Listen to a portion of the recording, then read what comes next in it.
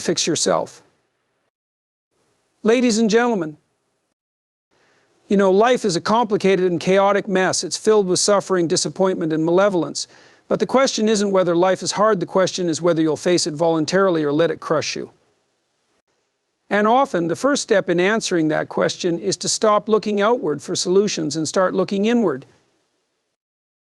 We all have this tendency to blame society, blame our upbringing, blame the government, or even blame the universe itself for our misery. But here's the uncomfortable truth: before you go out trying to change the world, you have to get your own house in order. Before you even think about fixing the world, confronting society's flaws, or pointing fingers at external injustices, you must first turn your gaze inward. It's an uncomfortable truth, but it's one that cannot be ignored if you can't put yourself in order. What right do you have to criticize the world around you? You must start where you have the most control within yourself. And that isn't a grand philosophical idea, it's a practical, grounded reality. People are often drawn to large-scale problems because they're abstract and distant. It's easy to stand on a soapbox and criticize societal structures, governments, or faceless institutions.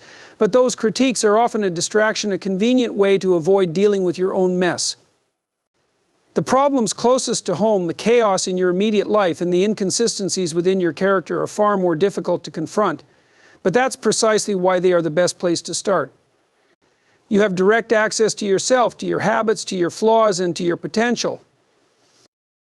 What does starting with yourself look like? It begins with a brutally honest assessment of where you are. You can't fix something if you refuse to acknowledge that it's broken. Are your relationships in disarray? Is your financial situation chaotic? Are you spending too much time numbing yourself with distractions, social media, endless entertainment, or fleeting pleasures? These aren't questions you can dismiss lightly, because every time you ignore them, you chip away at your own integrity. And here's the thing: starting with yourself doesn't mean you'll ever reach perfection. Perfection is not the goal, and it's certainly not achievable. What's achievable is progress. What's achievable is a step in the right direction today, followed by another tomorrow. If you're in chaos, don't try to revolutionize your entire life overnight. That's a recipe for failure and discouragement. Instead, aim small. Find one thing you can address today, just one, and address it.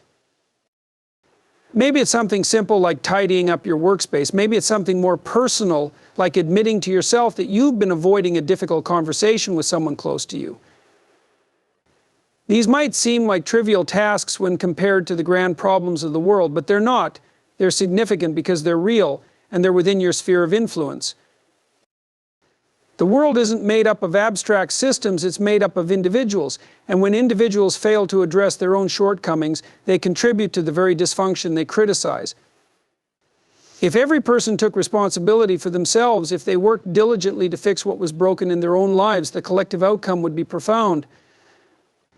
You might not be able to solve global poverty, political corruption, or environmental decay on your own, but you can clean up your habits, strengthen your character, and become someone reliable.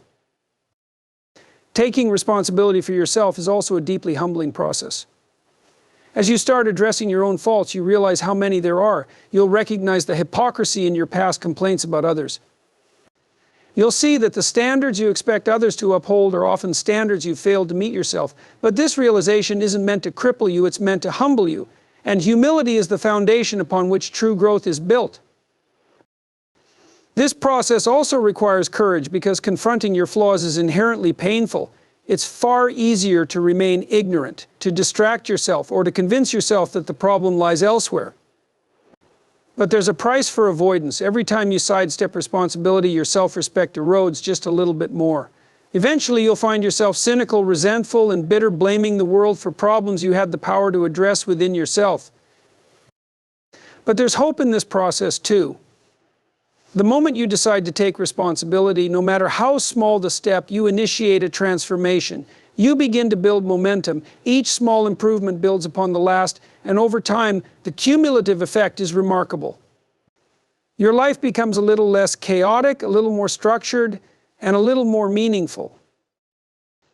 And people notice, your family notices, your friends notice, and they might even be inspired to do the same. In this way, your personal growth creates ripples that extend far beyond you.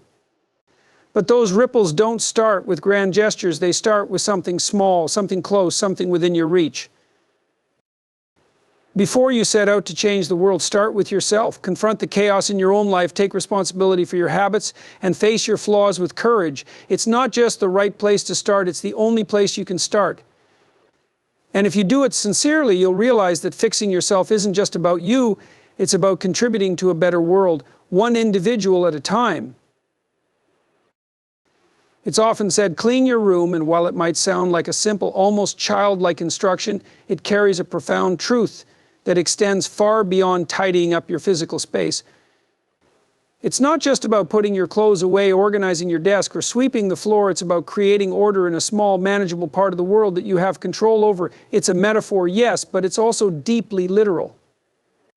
Because how can you hope to bring order to anything greater if you can't manage the chaos right in front of you?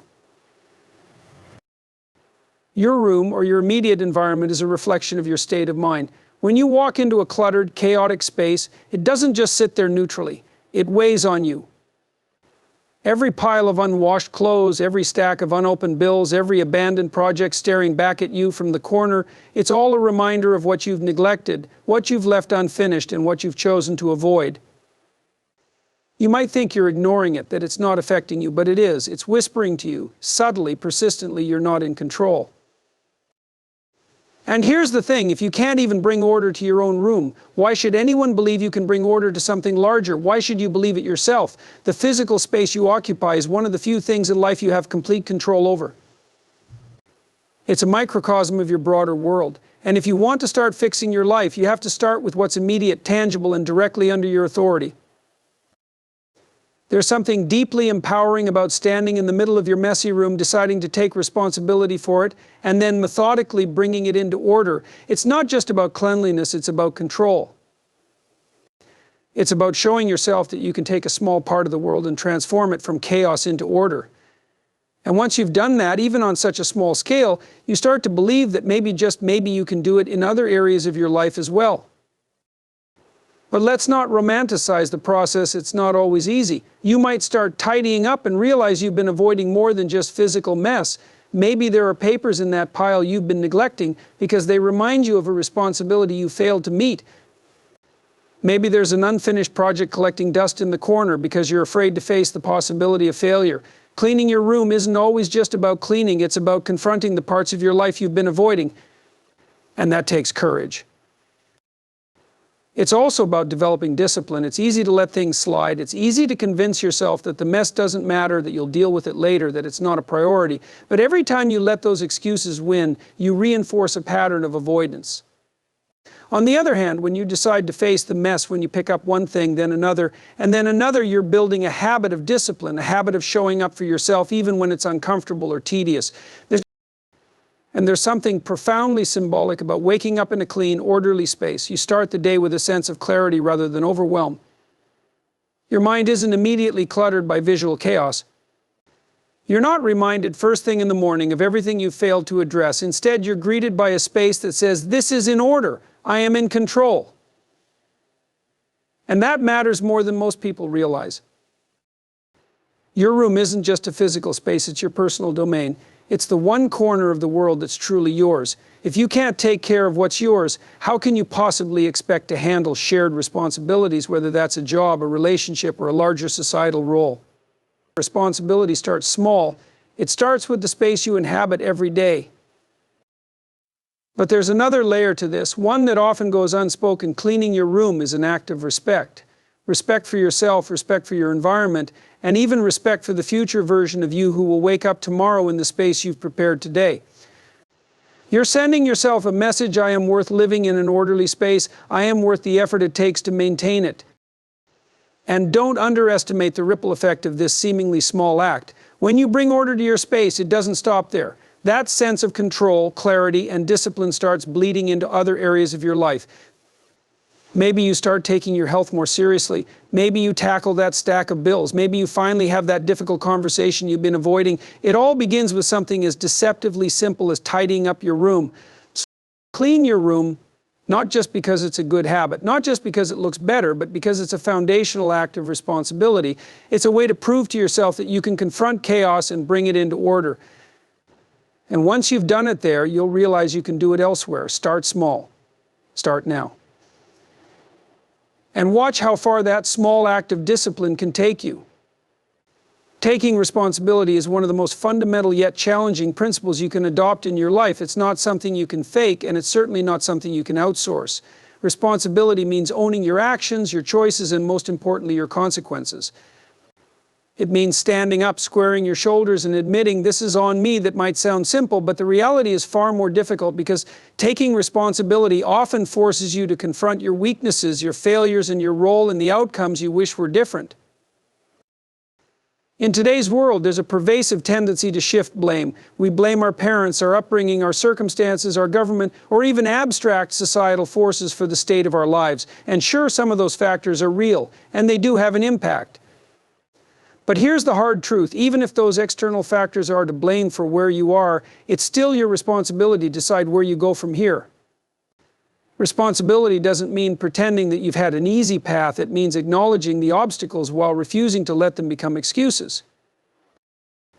The first step in taking responsibility is realizing where you're avoiding it. It's a deeply uncomfortable process because it requires brutal honesty with yourself. You have to ask hard questions. Am I showing up fully at work? Am I being honest in my relationships? Am I taking care of my health? Am I managing my finances responsibly? If the answer to any of those questions is no, you have to face that. And not just face it, you have to own it. You have to say, this is mine to fix. Taking responsibility also means abandoning the comfortable victim mindset. There's a seductive power in seeing yourself as a victim because it absolves you of the need to act. If everything is someone else's fault, then you're free from the burden of change. But here's the problem with that mindset: it keeps you stuck. It robs you of agency, and it prevents you from taking meaningful steps forward. Responsibility, on the other hand, restores your power. When you say, this is my problem to solve, you give yourself the authority to change your circumstances. But responsibility isn't just about owning your failures, it's also about owning your potential. You have unrealized potential inside you, and that potential comes with an obligation. If you know you're capable of more, if you know you're not living up to your best self, then it's your responsibility to do something about it. That doesn't mean you'll get it right all the time. In fact, you'll probably fail repeatedly. But taking responsibility also means taking ownership of your failures and using them as lessons rather than excuses to stop trying. And let's not pretend this is easy. Responsibility is heavy. It's a burden, but it's also one of the most meaningful things you can carry. Because here's the paradox: the more responsibility you voluntarily take on, the more capable and resilient you become. You start with small things: showing up on time, keeping your word, finishing what you start, and over time your capacity grows. You begin to realize that you're stronger than you thought, and you can handle far more than you gave yourself credit for. Taking responsibility also means recognizing that your actions ripple outward. Your choices don't just affect you, they affect the people around you. If you shirk responsibility, someone else has to pick up the slack. If you neglect your health, your family might have to care for you. If you don't fulfill your obligations at work, your colleagues have to shoulder your load. Responsibility isn't just about you, it's about how your choices impact others. But responsibility isn't all weight and burden. There's something deeply liberating about owning your life. When you take responsibility, you stop being a leaf tossed around by the wind. You stop feeling like life is just happening to you. Instead, you become an active participant in your own story. You start steering the ship, and while the sea might still be rough, at least your hands are on the wheel. It's also worth mentioning that responsibility doesn't mean taking on more than you can handle. It's not about saying yes to every demand placed upon you. It's about being clear about what is truly yours to carry. Sometimes responsibility means setting boundaries. It means saying no to things that aren't aligned with your goals or your values, because responsibility isn't about martyrdom, it's about alignment. And here's the beautiful thing: when you start taking responsibility, you start earning self-respect. You start to trust yourself. You start to feel like someone worth being. Because deep down, we all know when we're avoiding responsibility, and it eats away at us. But when you face it head on, when you step up and say, this is mine to handle, you build a stronger foundation for your life. So start small. Take responsibility for one thing today. Maybe it's your health, your finances, or simply finishing a task you've been avoiding. Own it completely and see what happens. You'll find that the weight of responsibility isn't just heavy, it's also stabilizing. It grounds you in purpose, in clarity, and in strength. And over time, you'll realize that taking responsibility isn't just something you do, it's something you become. It's the path to a life of meaning, integrity, and resilience. One of the most critical steps toward building a meaningful and fulfilling life is setting a clear aim. Without an aim, you're like a ship drifting on an endless ocean, pushed and pulled by every wave and gust of wind.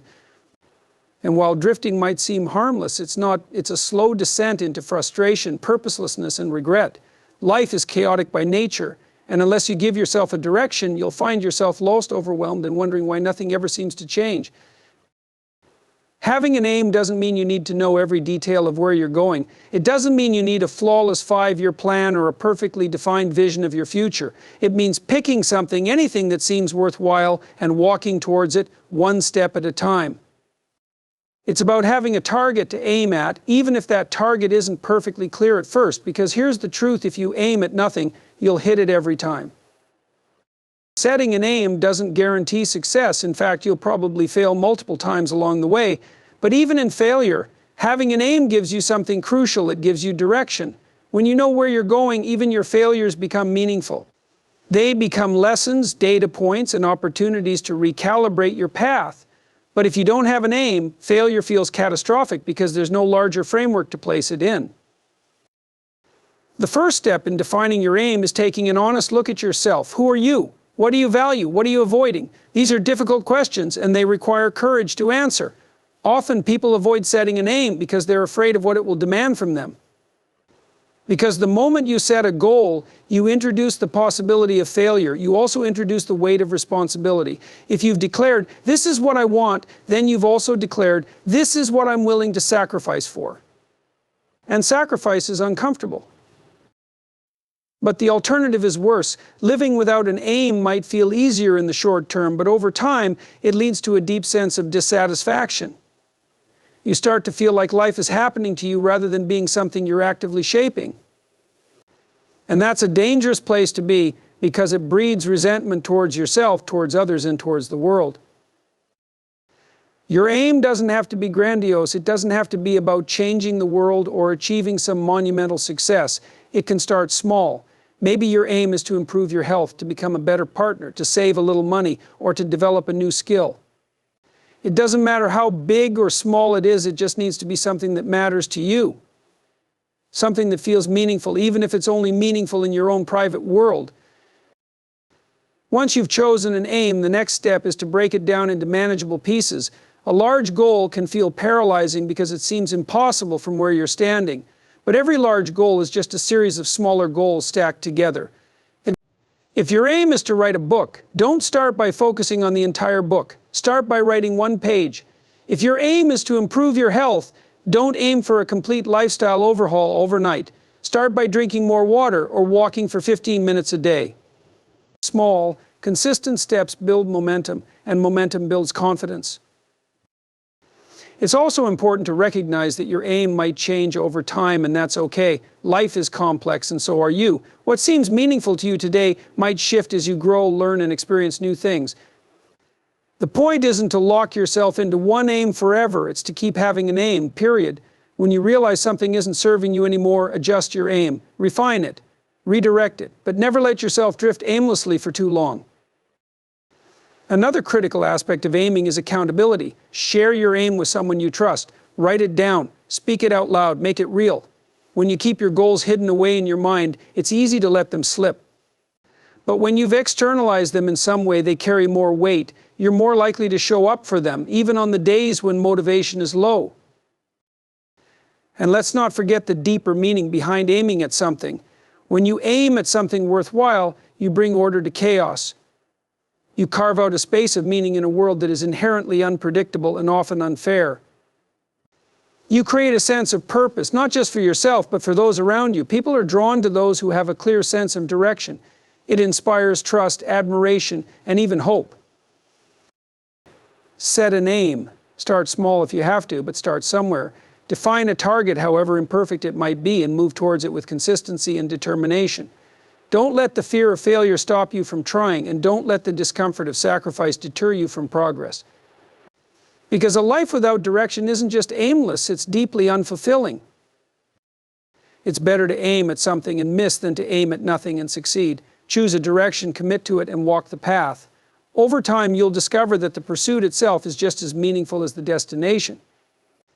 And you might even find that the person you become along the way was the true aim all along. One of the most profound truths about life is that real change begins within. People often look outward, hoping external circumstances will shift in their favor, waiting for the perfect job, the ideal relationship, or a windfall of luck. But the external world is chaotic, unpredictable, and largely outside of your control. What you can control, however, is yourself, your thoughts, your actions, your habits, and your responses to the chaos around you. This is where true transformation starts, not with the world, but with you. If you want your life to improve, you must first improve yourself. And that's not an easy thing to hear because it puts the responsibility squarely on your shoulders. It's far easier to blame your circumstances, your upbringing, or the actions of others for your struggles. But those excuses, while sometimes valid, will never move you forward. They will keep you stuck in a cycle of resentment, frustration, and stagnation. The only real way out of that cycle is to turn inward and start fixing what's broken within you. But where do you start? How do you begin the immense task of self-improvement? The answer is simpler than most people realize. You start small. You start with what you can see, what you can reach, and what you can control. Maybe it's your health, maybe it's your work ethic, maybe it's your attitude toward others. Whatever it is, you begin with honesty, with a clear, unflinching look at who you are and where you're falling short. Self-improvement requires radical self-honesty. It means admitting that you're not doing everything you could be doing. It means acknowledging your laziness, your procrastination, your bad habits, and your avoidance of responsibility. This isn't about shame, it's about clarity, because if you can't see where you're falling short, you can't fix it. And once you've identified the problem, the next step is action. Taking action, however small, is what separates people who change their lives from those who remain stuck. Improvement isn't about grand gestures or monumental achievements, it's about consistency. It's about waking up every day and deciding, today I will do one thing to make myself better than I was yesterday. Maybe that means reading for 10 minutes, exercising for 20 minutes, or simply speaking kindly to someone you've been short with in the past. These small actions compound over time, and they begin to create meaningful change. But let's be clear, improving yourself isn't easy. It requires discipline, sacrifice, and an ongoing willingness to confront your own flaws. You'll have days when you don't feel like showing up. You'll have moments of doubt, frustration, and even despair. But the key is persistence. The key is to keep moving forward, even when progress feels slow or invisible. Because every time you make a better choice, every time you resist an old habit or lean into discomfort, you're building a stronger version of yourself. Improving yourself also means taking responsibility for your mindset. Your thoughts are powerful. They shape your emotions, your actions, and ultimately your reality. If your internal dialogue is filled with self-doubt, cynicism, or defeat, those thoughts will manifest in your behavior. On the other hand, if you intentionally cultivate thoughts of gratitude, resilience, and hope, those too will shape your actions. This isn't about ignoring reality or pretending everything is fine when it isn't. It's about choosing a mindset that empowers you rather than one that holds you back. Self-improvement also means surrounding yourself with people who push you to be better. The people you spend time with have a profound impact on your habits, your goals, and your self-perception. If you're surrounded by people who are negative, stagnant, or complacent, it's going to be infinitely harder to grow. But if you're surrounded by people who challenge you, inspire you, and hold you accountable, you'll find that growth becomes not only possible, but inevitable.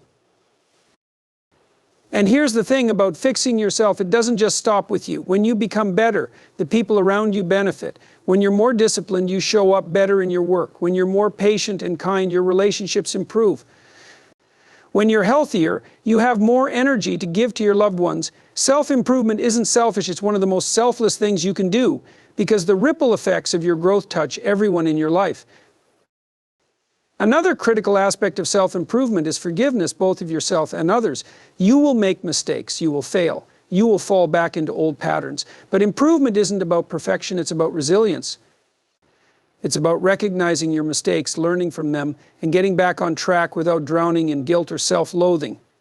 Similarly, carrying resentment toward others will only weigh you down. Forgiveness doesn't mean condoning what someone did, it means freeing yourself from the burden of carrying it. Fixing yourself is an ongoing process. There's no final destination, no perfect version of you waiting at the end of the road. The process itself is the goal. It's about waking up every day with the intention to grow, to learn, and to contribute. It's about recognizing that you're a work in progress, and that's okay, because every step you take, no matter how small, is a step away from chaos and a step toward order. So stop waiting for external circumstances to change. Stop hoping for someone to come and rescue you. Take responsibility for your life. Start small, stay consistent, and keep moving forward. The world doesn't need you to be perfect. It needs you to be better today than you were yesterday.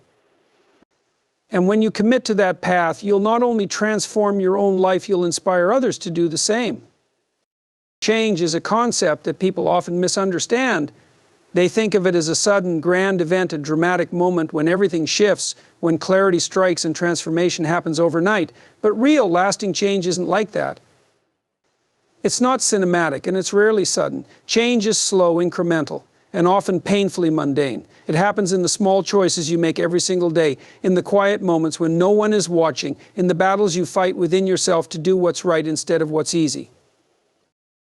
If you're waiting for the perfect moment to change, you're going to be waiting forever. There will never be a flawless set of circumstances where everything aligns perfectly for you to start becoming better. Life doesn't work that way. You'll always have distractions, obstacles, and reasons to wait just a little longer, but the uncomfortable truth is this: if you don't start now, you probably never will. The perfect time is an illusion, and every moment you delay is a moment you'll never get back. Change starts with small steps, so small they might seem insignificant. But those steps matter because they build momentum. You don't transform your life by making one giant decision. You do it by making 1,000 tiny ones.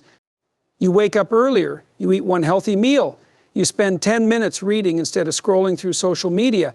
You choose to have one hard conversation instead of avoiding it. These are not groundbreaking actions on their own, but when repeated consistently, they create seismic shifts over time. And here's the thing: those small steps are harder than they sound. It's easy to talk about change, to plan for it, and to daydream about the end result.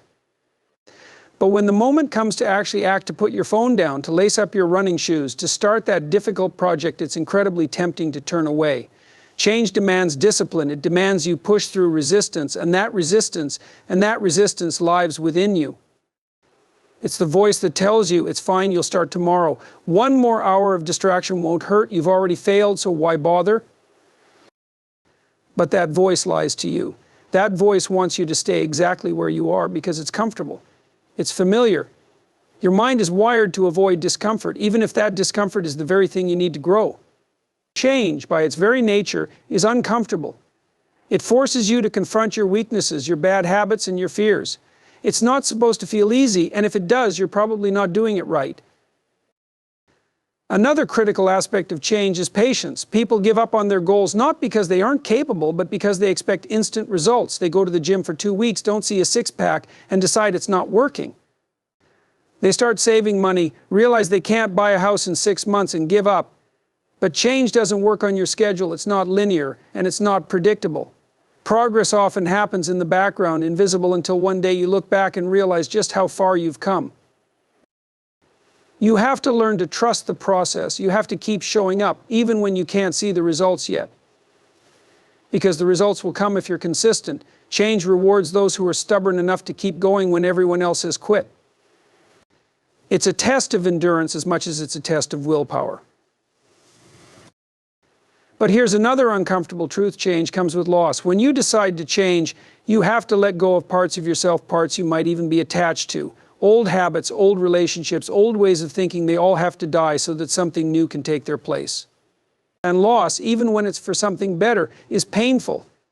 You might feel lonely. You might feel like you're losing parts of your identity. But that's the price of growth. You can't carry everything with you if you're serious about moving forward. Change also requires self-awareness. You have to know what's holding you back. Are you afraid of failure? Are you afraid of failure? Are you afraid of success and the responsibilities it will bring? Are you stuck in cycles of self-sabotage because deep down you don't believe you deserve better? Until you confront those internal barriers, every external effort will feel like running in place. But here's the good news: change, no matter how small, has a ripple effect. When you improve one area of your life, it spills over into others. When you become more disciplined with your time, you find more space for the things that matter. When you take care of your health, your energy improves, your focus sharpens, and your confidence grows. When you become more honest with yourself, your relationships deepen. Change is never isolated, it's interconnected, and every small improvement creates momentum for the next. And perhaps the most important thing to remember is this: change isn't a destination. There's no final point where you'll be done. You'll never wake up one day and think, I've arrived, I'm perfect now. Growth is a lifelong process, and the moment you stop striving for it is the moment you start to decay. So stop waiting, stop making excuses. Stop telling yourself that tomorrow will be different if you're not willing to make today different. Take one step, just one, and then take another. Push through the resistance. Be patient with yourself, but don't let yourself off the hook. You're capable of so much more than you realize, but you'll never know unless you start moving. Because the truth is, change isn't something that happens to you, it's something you create, and it starts now with you in this moment. Don't waste it.